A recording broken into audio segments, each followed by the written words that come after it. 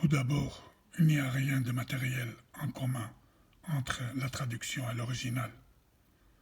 Mais même les éléments immatériels, qui en théorie doivent s'identifier, comment sont-ils passés de l'esprit de l'auteur de l'original à la traduction? Par magie, automatiquement ou par récréation?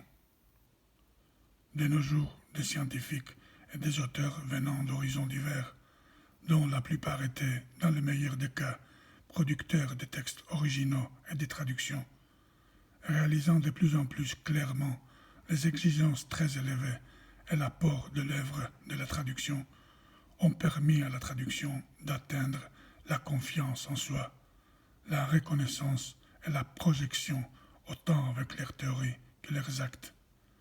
Car la théorie est finalement le stade suprême de la confiance en soi, de la reconnaissance et de la projection de la pratique, et c'est pas seulement bien sûr pour la traduction.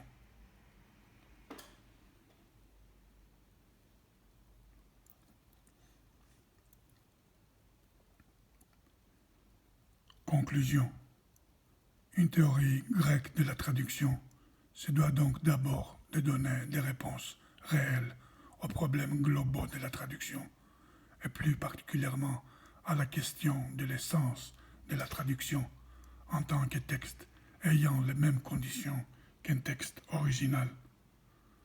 Ensuite, de réunir et synthétiser d'un côté les déductions tirées de l'observation systématique et de l'analyse du phénomène de la traduction en tant que tel, et de l'autre les conclusions de disciplines scientifiques connexes qui étudient, entre autres, certaines de ces facettes.